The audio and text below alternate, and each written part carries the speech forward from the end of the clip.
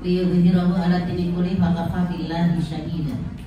Asyhadu an la ilaha illallah wahdahu la syarikalah wa asyhadu anna Muhammadan abduhu wa rasuluhu la nabiyya ba'da.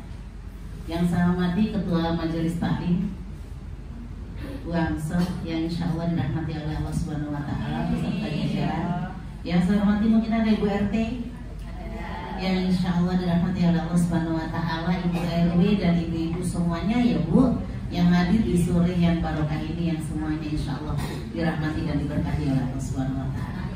Alhamdulillah, puja dan puji syukur senantiasa kita sanjungkan kepada Allah, yang mana alhamdulillah di sore yang barokah ini kita dipertemukan oleh Allah dalam acara kajian rutin ya Bu, seminggu sekali. Oh Allah, 2 minggu sekali. Lama ya perasaan dia Bu.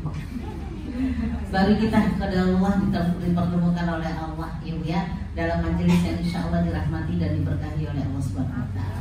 Salawat teriring salam semoga senantiasa terlimpahkan kepada uswatun hasanah kita baginda Nabi besar Muhammad Sallallahu Alaihi Wasallam, keluarga, sahabat dan kita umatnya yang insya Allah kita akan mendapatkan syafaat dari beliau di yaumil qiyamah. Amin ya Allah ya rabbal alamin. Baik, saya diamanahkan untuk membahas tentang pentingnya menuntut ilmu sampai akhir hayat ya Bu ya. Dalam hadis Rasulullah Sallallahu Alaihi Wasallam bersabda, utlubul ilma minal mahdi ilal lahdi. Tuntutlah ilmu dari buayan itu masih dari bayi ya, minal lahdi sampai ya Bu ya. Jadi sampai tua pun kita tetap ya Bu ya. Ya, tuntutlah ilmu dari buayan sampai ke liang lahat. Sampai akhir hayat kita tetap disuruh menuntut ilmu. Artinya tadi sepanjang hayat kita ya Bu ya. Jadi nenek-nenek pun nggak apa-apa, ini kayak kuliah. Ibu itu malah kuliah itu dikasih tugas melulu, dosen datang ngomong sedikit tugas gitu. Kalau majelis taklim itu ibu dengerin nyatet persis banget kuliah ya Bu ya. Iya, ibu kan senangnya begitu ya, kalau baca sendiri mah terus nggak nyambung. Itu yang pertama ya Bu tadi, kalau utlubul ilmah. Di dalam sebuah hadis Rasulullah SAW bersabda, talabul ilmi faridatun ala kulli muslimin wa muslimah ya. Menuntut ilmu itu kewajiban bagi muslim, laki-laki maupun perempuan. Jadi kewajiban kita semuanya, baik anak kita, kitanya, suami kita, dan mungkin ada ibu kita di rumah itu juga masih wajib menuntut ilmu. Bahkan kata Rasulullah sampai ke negeri Cina, carilah ilmu sampai ke negeri Cina. Terbukti ya Bu ya, ternyata Cina itu pintar-pintar sampai sekarang ya, produk-produk Cina keren Bu gitu ya, Masya Allah itu ya Bu. Jadi menuntut ilmu itu sangat penting banget untuk kita semuanya. Ibunya harus solihah dan harus pintar. Kenapa? Karena melahirkan anak-anak yang inginnya sih solihah dan pintar. Bukan hanya gurunya yang mendidik anak-anaknya, karena di sekolah cuma berapa jam ya, yang lama itu justru di rumah. Bahkan dikatakan ibu itu adalah madrasah pertama bagi anak-anaknya ya. Itu artinya ibunya harus pintar ya. Nah sekarang apa sih keutamaannya Bu? Masya Allah, menuntut ilmu itu banyak banget penting dan keutamaannya. Keutamaan yang pertama ya Bu, itu akan dimudahkan jalannya ke surga. Wow, pasti kita ingin ke sana ya. Pastilah kita pengen ke sana, tujuan akhir kita pengen ketemu Allah, pengen ketemu Rasulullah, pengen berada di surga. Maka menuntut ilmu ini salah satunya adalah dimudahkan jalannya menuju surga. Dalam sebuah hadis Rasulullah SAW bersabda, barang siapa yang menempuh jalan untuk mencari ilmu, maka Allah mudahkan baginya jalan menuju surga. Hadis riwayat Muslim. Mau dicatat Ibu? Enggak kan? Mau dicatat? Oke. Barang siapa menempuh jalan untuk mencari ilmu, barang siapa ya, yang nyatet, yang nggak nyatet yang dengerin aja nggak apa-apa. Barang siapa yang menempuh jalan untuk mencari ilmu, maka Allah akan mudahkan baginya. Barang siapa yang yang menempuh jalan untuk mencari ilmu, maka Allah mudahkan baginya jalan menuju surga. HR Muslim. HR itu hadis riwayat ya Bu ya, Muslim. Sahih. Ya. Jadi ini Bu, diberikan jalan menuju ke surga itu dimudahkan oleh Allah untuk apa? Untuk orang-orang yang berilmu. Kenapa? Orang-orang yang berilmu ya, menempuh jalannya aja udah pahalanya gede. Ibu duduk di sini berapa jam tadi, dari jam berapa? 3:30 ya, nanti sampai mau maghrib. Maka selama duduk di sini tuh Bu, pahala kita mengalir. Ya Bu ya, datang ke sini jalan kita bismillah tawakkaltu 'alallah la haula wala quwwata illa billah, dinilai apa? Pahala per langkah. Semakin jauh langkahnya, semakin pahalanya lebih banyak. Ya Bu, saya yang paling jauh. Ya Bu ya. Tapi nggak melangkah nggak apa-apa loh, ada kendaraan kok disuruh jalan. Ya Bu. Jadi itu Bu, luar biasa.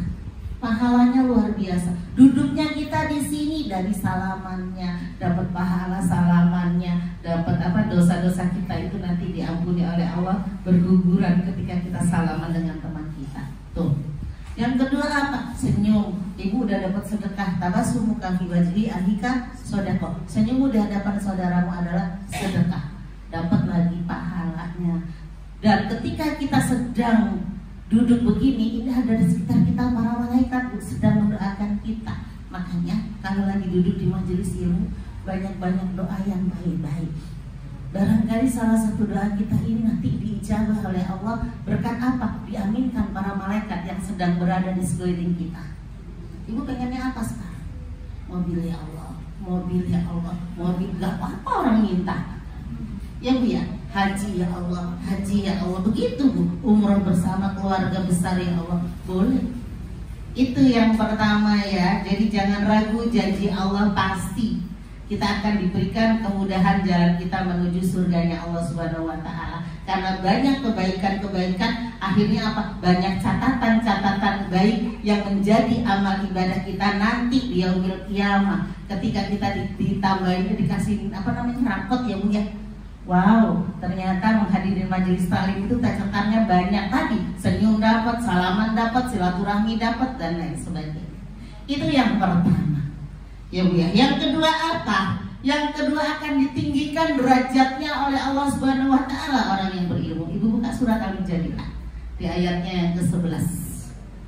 Ya, Al-Mujadilah di ayatnya yang ke-11. Monggo yang punya Al-Qur'an dibuka. Yarfa'illahu alladziina amanu. Dari yarfa'il ya Bu ya. Silakan dibuka dulu.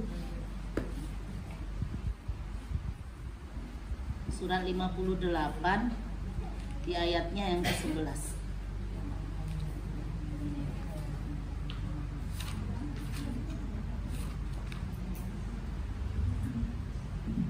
Bismillahirrahmanirrahim. Yarfa'illahu alladziina amanu minkum walladziina utul ilma darajat. Tengah-tengah. Niscaya Allah akan mengangkat derajat orang-orang yang beriman di antaramu dan orang-orang yang berilmu beberapa derajat, dan Allah Maha teliti apa yang kamu kerjakan. Allah akan mengangkat derajat. Jadi ada dua cara Allah mengangkat derajat orang. Satu dengan ilmu, satu dengan iman dulu, dua dengan ilmu. Ya. Ada juga yang mengatakan bahwa Allah akan mengangkat orang-orang yang berilmu tapi yang beriman. Jadi imannya didulukan baru berilmu. Einstein, Plato, dan lain sebagainya. Mereka punya ilmu tapi tidak diangkat derajatnya oleh Allah masuk ke surganya Allah. Kenapa? Mereka tidak punya iman. Ya kan? Sampai sekarang Einstein itu nggak, sampai meninggal pun Einstein itu nggak percaya adanya surga neraka. Ya. Kan nggak bisa diakalkan. Mereka karena nggak bisa diakalkan, mereka nggak percaya. Itu dengan iman, bukan dengan akal. Ya. Maka imannya dulu baru ilmunya. Padahal kalau kita lihat Rasulullah SAW dulu 15 abad yang lalu, artinya masih zaman-zaman ilmuwan-ilmuwan itu juga ya Bu ya, sebelumnya atau pas barengan dengan Rasulullah atau sesudahnya. Dulu gereja itu mengatakan yang menjadi pusat edar tata surya itu bumi. Bumi di tengah, matahari, bulan, bintang, planet yang lainnya itu mengelilingi bumi. Jadi bumi itu pusat edar. Dan itu ratusan tahun, Bu. Ketika ada seorang ilmuwan, ya namanya Galileo, dia yang mengatakan bahwa bukan bumi yang merupakan garis edar, tapi matahari. Bumi itu yang mengelilingi matahari, akhirnya apa? Digantung. Karena tidak sesuai dengan keputusan gereja. Padahal Ibu buka surat Yasin, surat 36 dari ayat 37 sampai 40, itu Rasulullah sudah mendapatkan surat dari Allah, surat tadi aku Yasin ya, surat 36 monggo. Wasyamsu tajri limustaqarril laha dzalika taqdirul azizil alim wal qamara qaddarnahu manazila hatta ada bil qadim lasyamsi yang bagi laha qamara balati bukan lasyamsi tajri limustaqarril laha dzalika taqdirul azizil alim. Ini Bu di surat 36 jelas banget Rasulullah Shallallahu Alaihi Wasallam bersabda di situ ya Bu, dari 37-nya ya Bu ya, wa ayatul lahum ya. Dan suatu tanda kebesaran Allah bagi mereka adalah malam. Kami tanggalkan siang dan malam itu dari malam itu, maka seketika itu mereka berada dalam kegelapan. Nah ini baru. Dan matahari berjalan di tempat peredarannya. Rasul sudah mengatakan itu. Matahari itu beredar di tempat peredarannya, nggak muter kemana-mana, tapi tetap di tempatnya dan dia muter sendiri. Ini jelas di ayat ini, ya. Kalau bulan itu di ayat yang selanjutnya, dan telah kami tetapkan tempat-tempat peredaran bagi bulan sehingga setelah ia sampai ke tempat peredaran yang terakhir kembalilah ia seperti tandan yang tua dari bulat, ya kan Bu, bulan berkurang katanya dimakan apa Bu kalau zaman dulu gitu ya, terus sampai hitam gelap karena ketutup ya, terus akhirnya apa sampai tandan tua, sampai selirit kayak alis. Kenapa? Bulan itu muter di samping muter badannya sendiri, dia juga muterin matahari, muterin bumi. Paham ya? Itu jelas di sini. Galileo digantung gara-gara ngomong begitu. Padahal Rasulullah jelas mengatakan ini dari Allah loh. Dan dikatakan di sini yang 40, la syamsu yang bagilaha antudrikal qamar wa la yusabiqun nahar wa kullun fi falaki yasbahun. Tidaklah mungkin bagi matahari mengejar bulan dan malam pun tidak dapat mendahului siang, masing-masing beredar pada garis edarnya. Keren Bu. Galileo digantung. Sementara Al-Quran sudah mengatakan itu matahari beredar pada garis edarnya, rotasi. Ya, kalau bumi, bulan dan planet yang lainnya mengalami apa? Revolusi di samping dia rotasi. Jelas di Al-Quran. Yasin loh yang sering kita baca. Ibu nggak ingat ternyata di dalamnya ada ayat tentang alam semesta dan sesuai. Itu. Baru setelah itu Bu, setelah beberapa tahun kemudian tuh ada dua kakak adik ilmuwan yang mengatakan matahari pusat edarnya dan sampai sekarang ini. Ya, jadi kalau di sebelah itu kalau nggak sesuai ya dibunuh, digantung gitu ya. Kalau kita tidak seperti itu Islam. Ini ilmu ya. Dan yang diangkat derajatnya oleh Allah itu orang-orang yang berilmu, beriman dan berilmu. Ini ya. Jauh loh Bu derajatnya orang-orang yang beriman dan berilmu Bu. Apalagi lewat ilmu. Tanda tangan orang pinter itu sekali datang berapa dapatnya? Ya enggak. Orang yang tidak punya ilmu sampai goes becak jauh-jauh sehari cuma berapa? Ya enggak. Beda. Orang yang ada SSS goes berapa gitu ya. Ya Bu. Ibu-ibu juga S3, SD, SMP, SMA, S3. Ya, itu Bu. Jadi itu imannya didulukan baru ilmu. Ada juga yang mengatakan bahwa orang yang beriman itu yang akan diangkat derajatnya oleh Allah. Jadi bisa lewat iman dan bisa lewat ilmu. Banyak Bu, ya banyak sekali. Sebenarnya Islam itu luar biasa. Ya, ilmu itu sebenarnya tuh dari ulama-ulama kita, matematika, aljabar dan lain sebagainya itu dari ulama kita. Ya, masalah itu tadi perbintangan dan lain sebagainya itu juga dari Islam Bu yang nemuin. Bahkan benua Amerika itu ditemuinya orang-orang Islam. Kalau mereka katanya Columbus kan, bukan Columbus yang pertama kali nemuin benua Amerika. Islam sudah keren, Amerika itu masih jadi apa? Belum jadi apa-apa. Yang nemuin justru orang Islam. Dan luar biasanya kalau kita iman dan ilmu dipakai, Islam masuk ke Indonesia itu tua banget zaman Rasulullah. Zaman Rasulullah, bukan kalau kita belajar dulu dari mana? Pedagang-pedagang Gujar, salah besar. Itu pendangkalan sama orang-orang Belanda yang mengatakan kita itu dari pedagang-pedagang Gujarat, Islam itu masuk ke Indonesia. Bukan.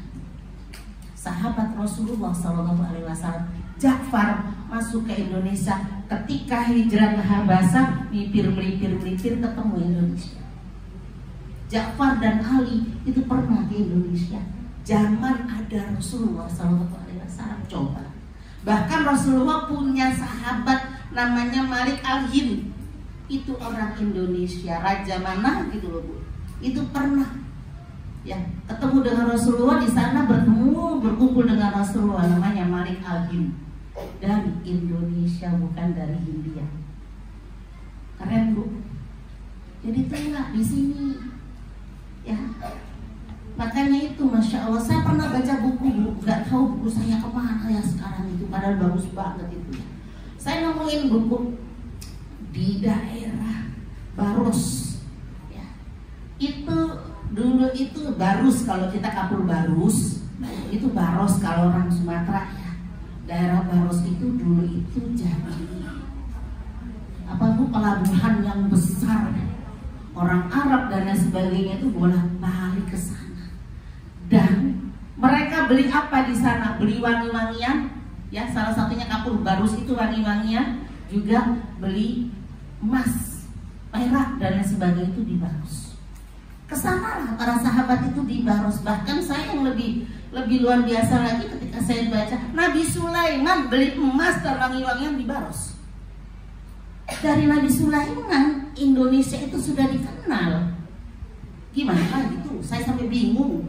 Nabi Sulaiman sampai ditemukan juga balsemnya yang dijadiin sama Raja Fir'aun, bukan balsam buat linu-linu ya. Pengawetnya belinya di Baros. Berarti siapa yang bikin? Indonesia. Pintar banget. Jadi balsemnya Fir'aun sampai sekarang awet, itu belinya di Baros. Wow, kata saya keren banget Indonesia. Sekarang Baros sepi, sudah nggak ada apa-apanya di sana. Yang ada peninggalannya apa? Makam-makam orang-orang Arab, orang-orang luar negeri, sono-sono, rata-ratanya Arab. Itu Bu, ya Allah. Saya kemarin tuh pernah dengar Nabi Nuh kan terdampar ya Bu ya, perahunya sampai sekarang jadi fosil diambil, dilihatin dari mana ini kayunya, fosilnya itu ternyata dari mana coba Bu? Dari Jawa, Kudus, kalau Jepara. Ya Allah, kalau kita pikir-pikir ya masuk akal juga sih ya Bu. Nabi Nuh itu kan kayunya saja ya, kayunya itu pohonnya 100 tahun, ditungguin sampai 100 tahun yang mau dipakai kapal itu. Ya Allah, yang ngangkatkan raksasa nabi siapa gitu. Itu zaman dulu kan ada nabi yang tidak ada nabi yang tidak tercatat. Nah itu raksasa Bu, yang ngangkat kayunya Nabi Nuh sampai ke atas gunung, dibikinlah di situ kapal. Gede banget Bu kapalnya, panjangnya aja 900, hampir 1 kilo, lebarnya 450, 3 tingkat, kan wajar kalau kayunya gede banget gitu kan ya. Wallahu a'lam bishawab. Ini artinya dari apa? Ilmu gitu ya.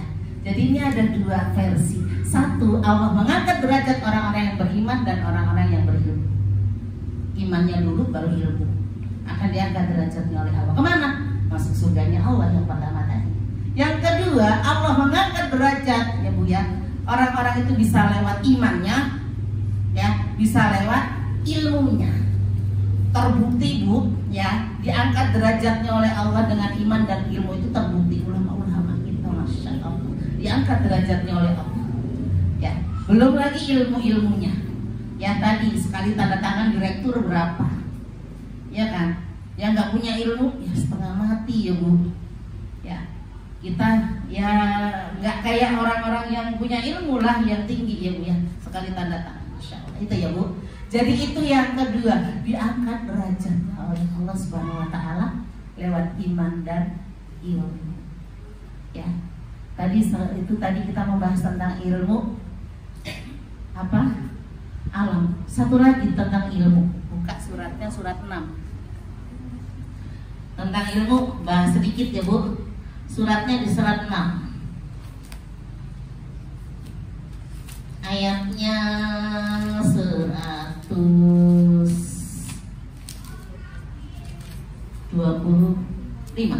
Monggo. 125. 125.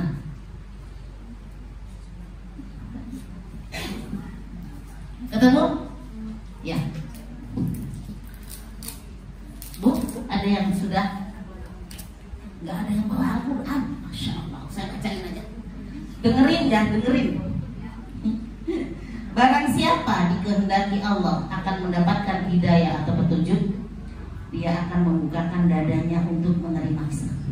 Dan barang siapa dikehendakinya menjadi sesat, dia jadikan dadanya sempit dan sesak seakan-akan dia sedang mendaki langit. Demikianlah Allah menimpakan siksa pada orang-orang yang beriman. Ini masalah apa?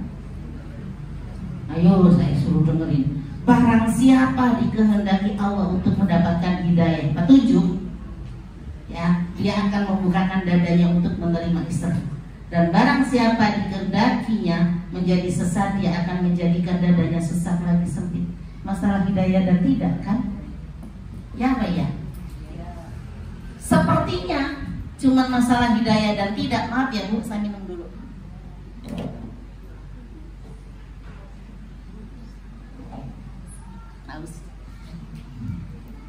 Barang siapa diberikan hidayah oleh Allah, maka Allah akan membukakan dadanya. Lapang, memang iya ya Bu ya. Dan barang siapa diberikan oleh Allah kesesatan, maka Allah akan menjadikan dadanya sesak dan sempit, seolah-olah dia sedang mendaki ke langit. Ada ilmunya di situ. Ilmu apa? Bukan hanya sekedar hidayah dan tidak. Ini makanya kadang-kadang kita mentadabburi Al-Quran itu perlu guru. Ya, kan kalau kita baca, oh ini hidayah. Ya Bu ya. Kalau dikasih hidayah dadanya plong. Kalau dikasih kesempatan sempit lagi sempit. Ini intinya apa? Seolah-olah dia sedang mendaki ke langit. Salah apa? Ayo Bu, ilmu alam. Ya. Barang siapa dikehendakinya ya menjadi sesat, maka Allah memberikan dadanya sesak dan sempit, seolah-olah dia sedang mendaki ke langit. Kenapa sesak dan sempit seolah-olah dia sedang mendaki ke langit? Naik ke langit, naik sampai ke bulan pakai apa? Pakai apa? Oksigen ini masalah ruang hampa udara Ibu. Bukan hanya sekedar hidayah dan tidak, tapi ini membahas tentang ruang hampa udara. Barang siapa yang dikehendaki oleh Allah kesesatan, maka Allah akan memberikan dadanya sesak dan sempit. Kenapa sesak dan sempit? Seolah-olah dia sedang mendaki ke langit. Nggak ada udara. Coba Ibu naik ke atas, ya sesak lah, sempit lah dadanya. Kenapa nggak bisa napas? Masa ya Allah cuma gini, di atas langit semakin ke atas nggak ada udara, nggak mungkin. Itu barang siapa diberikan kesesatan, maka Allah akan menjadikan dadanya sesak dan sempit, seolah-olah ini intinya dia sedang mendaki ke langit. Ini harus ditadaburinya di situ. Ilmu tentang ruang hampa udara, semakin naik keluar dari bumi, ya kita nggak bisa napas. Ngomong nggak keluar Bu, kenapa? Nggak ada udara, nggak kedengeran. Ya karena nggak ada udara. Ini masalah ruang hampa udara, ilmu. Ya, jadi orang yang berilmu itu makanya diangkat derajatnya oleh Allah Subhanahu Wa Taala. Karena orang aja hanya mikir itu masalah apa? Masalah hidayah atau tidak. Ternyata di dalamnya luar biasa tentang ilmu. Ya, oke, itu yang kedua. Yang ketiga, dicintai oleh Nabi Sallallahu Alaihi Wasallam. Kita akan dicintai oleh Rasulullah Sallallahu Alaihi Wasallam. Ya, Rasulullah Sallallahu Alaihi Wasallam bersabda panjang, didengerin aja. Dari Zaid bin Sabit mengatakan, saya mendengar Rasulullah Sallallahu Alaihi Wasallam bersabda, semoga Allah memperindah orang yang mendengar hadis dariku lalu menghafal dan menyampaikannya kepada orang lain. Itu menghafal dan menyampaikannya kepada orang lain, belajar, mengajarkan. Ya, terus berapa banyak orang menyampaikan ilmu kepada orang yang lebih berilmu, dan berapa banyak membawa ilmu yang tidak berilmu. Jadi ini Bu, Rasulullah itu mendoakan semoga Allah memperindah orang yang tadi belajar dan mengajarkan hadis. Ya, artinya apa? Orang yang berilmu. Sahabat-sahabat Rasulullah itu luar biasa, apalagi Zaid bin Haritsah tadi. Kalau kita lihat istri Rasulullah Sallallahu Alaihi Wasallam, Aisyah. Aisyah itu wanita yang cerdas banget dan beliau itu hafal banget hadis Rasulullah. Ya, hafalnya banyak banget maksudnya. Kalau ditimbang ilmunya Aisyah dengan wanita-wanita seluruh dunia, maka ilmu Aisyah lebih tinggi dibanding kita ini. Allah, kita nggak ada apa-apanya sama Aisyah. Ya Bu ya. Dan istri Rasulullah memang yang paling ini satu-satunya yang perawan itu gadis itu ya Aisyah. Dan Aisyah sama Hafsah ini yang menggoda Rasulullah. Kenapa? Masih muda. Aisyah dan Hafsah Bu.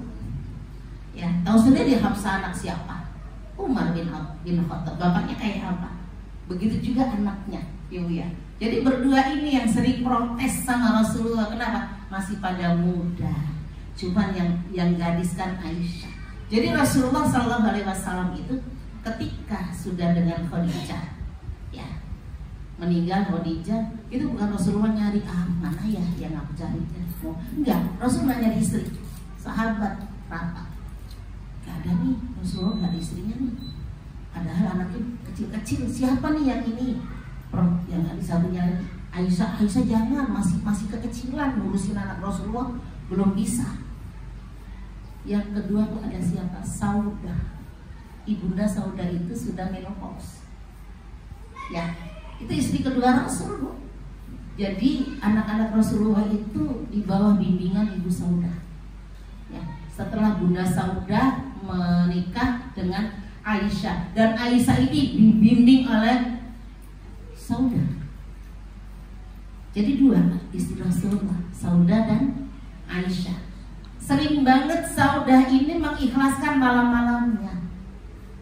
Ketika Rasulullah gilirannya ke Saudah, kata Saudah, sana sama Aisyah aja, silakan bersama Aisyah, bersenang-senang saja dengan Aisyah. Aku menjadi istrimu saja sudah cukup. Kenapa? Sudah menopause kan nggak butuh begitu. Iya. Jadi Bunda Saudah itu sampai mengatakan begitu, aku menjadi istrimu saja sudah bahagia, sudah bersyukur, udah sana senang-senang saja dengan Aisyah. Nah, kalau kita gitu ya Bu ya. Iya, ini wanita pilihan ya Bu. Nah itu Aisyah gabung dengan Hafsah, itu yang menggoda Rasulullah. Keren. Iya Bu. Itu ya Bu. Jadi kita akan dicintai oleh Rasulullah SAW. Kenapa? Karena Rasulullah tadi aja hadis-hadisnya kita disuruh menuntut ilmu. Bahkan surat yang pertama Iqra, ya bacalah. Tapi yang paling malas baca siapa?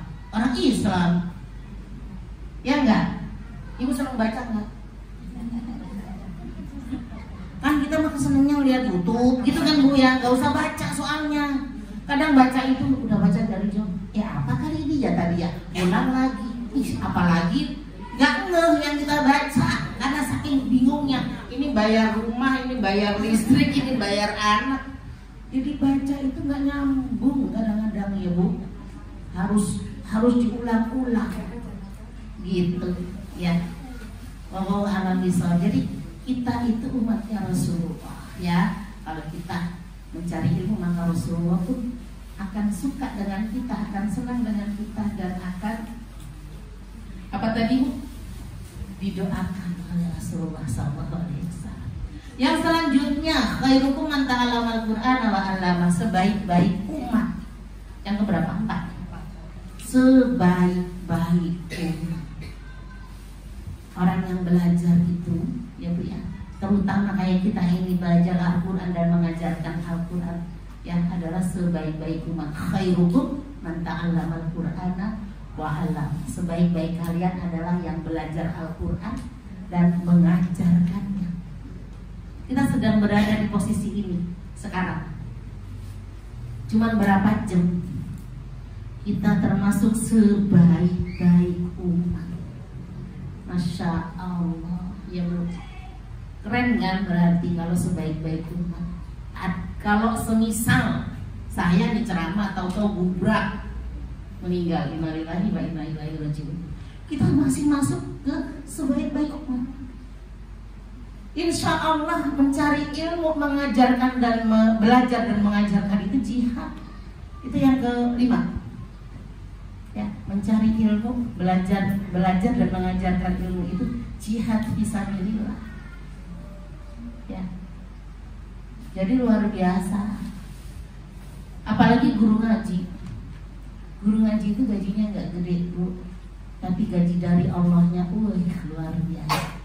Kalau ikhlas ya Bu, itu luar biasa. Karena apa? Saat mengajarkan mereka menjadi orang sebaik-baik umat. Khairukum man ta'allama Qur'ana wa 'allama. Sebaik-baik kalian adalah yang belajar Al-Quran dan mengajarkan. Ini yang kedua tadi jihad. Ibu buka surat At-Taubah di ayatnya yang 122. Yang mana Bu? At-Taubah itu surat 9 ayatnya 122.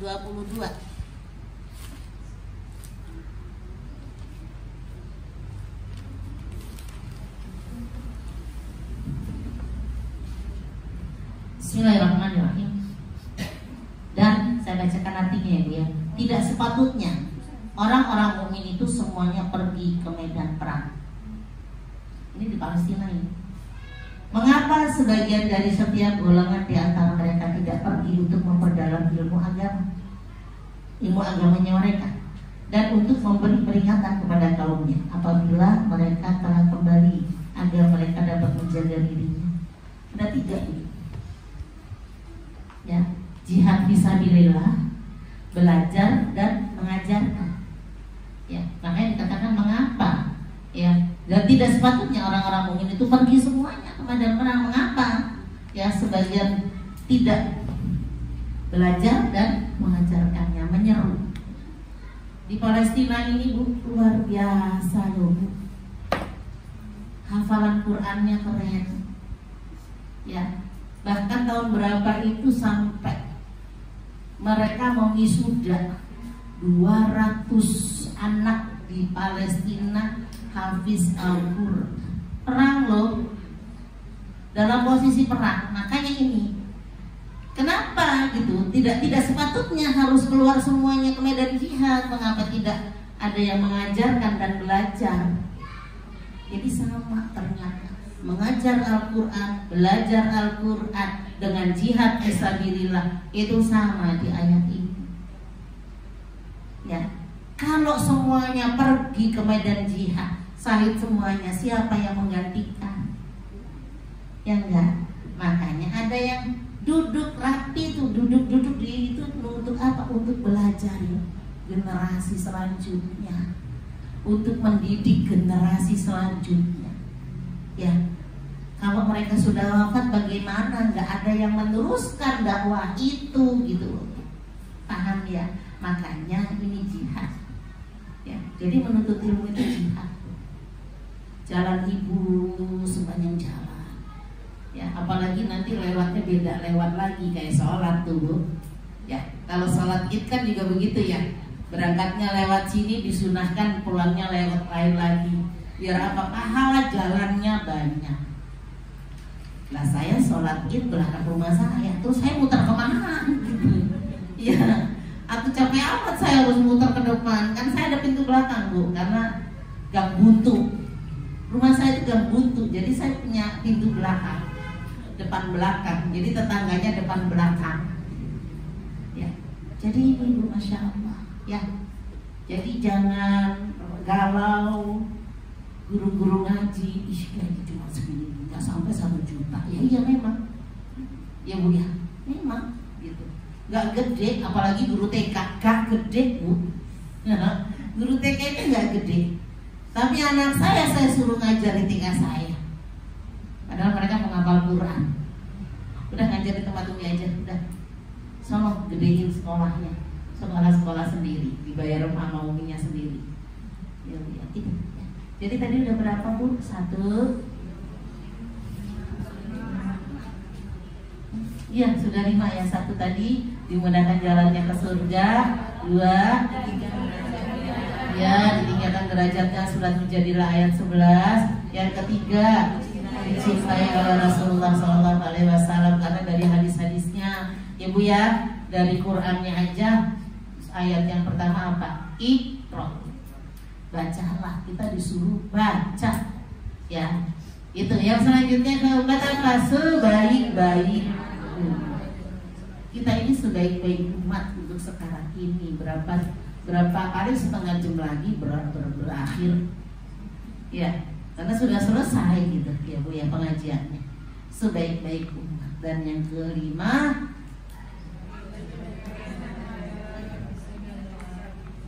iya, jihad fisabilillah.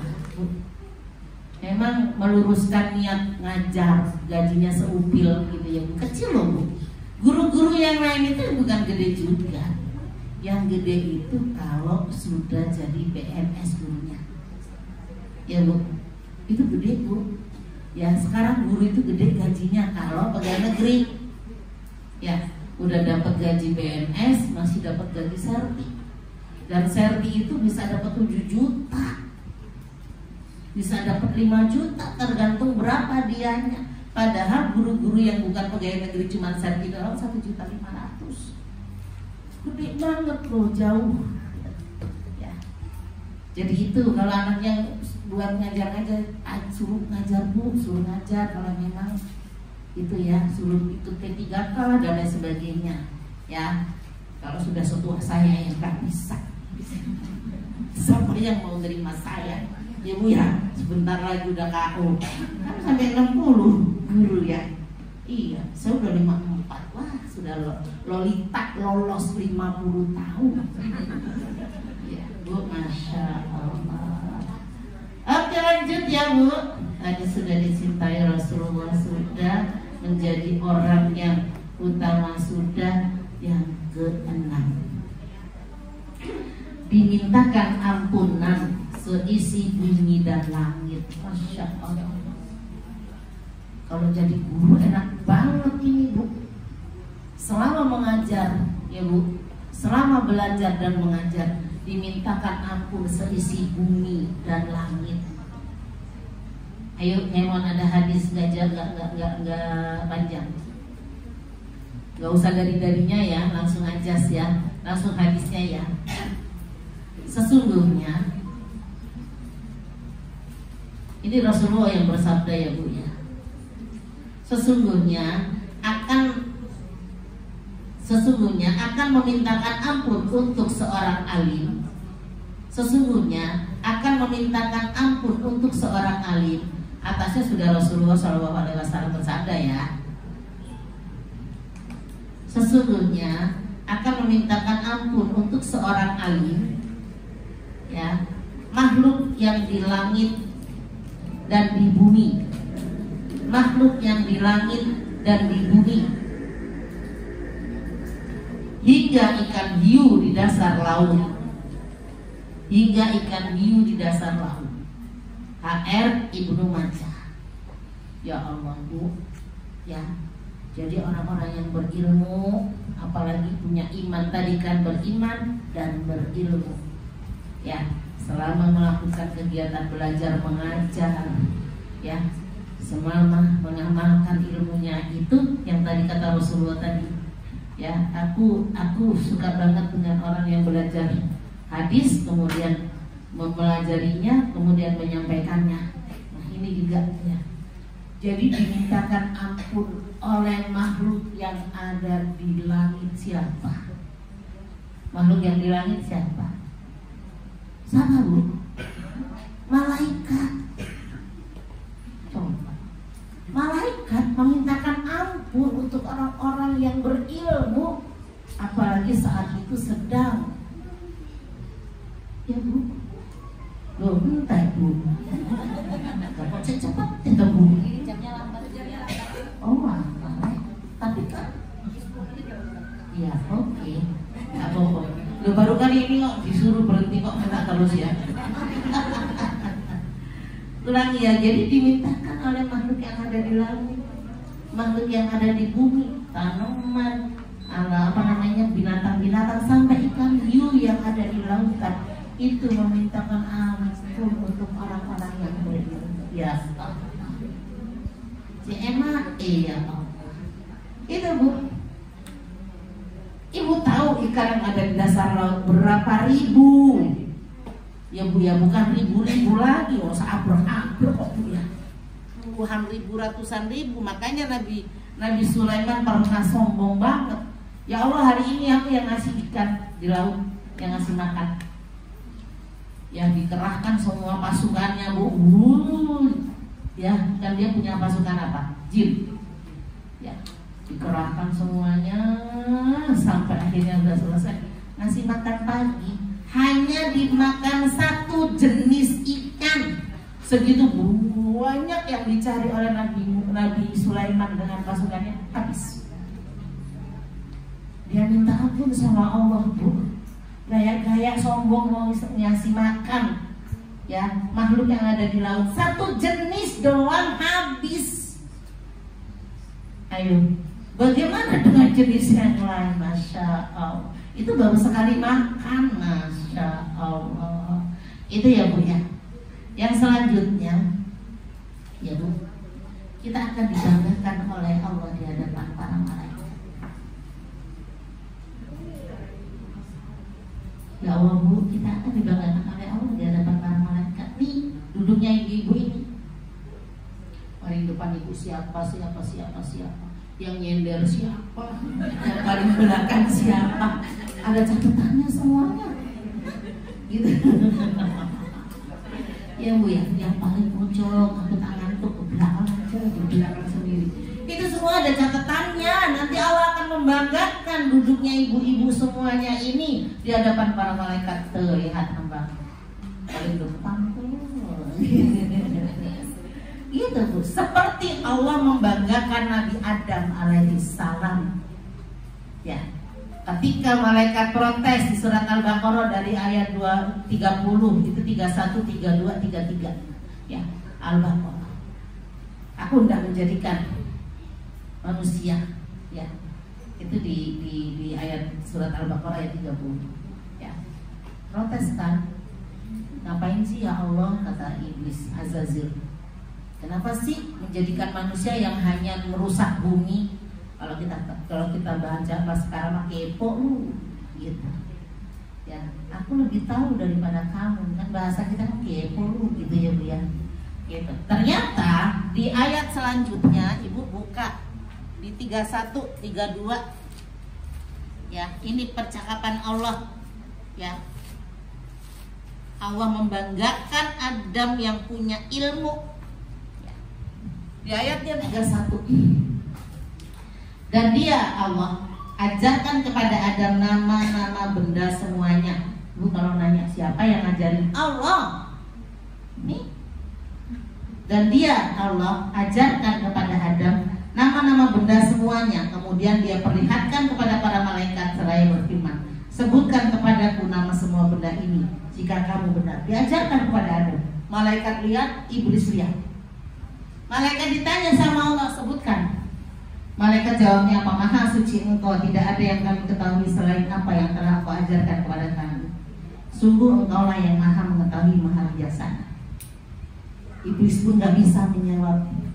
Ya, maka Allah mengatakan, wahai Adam, beritahukan kepada mereka nama-nama itu. Setelah itu Adam menyebutkan satu persatu nama itu yang diajarkan oleh Allah tadi.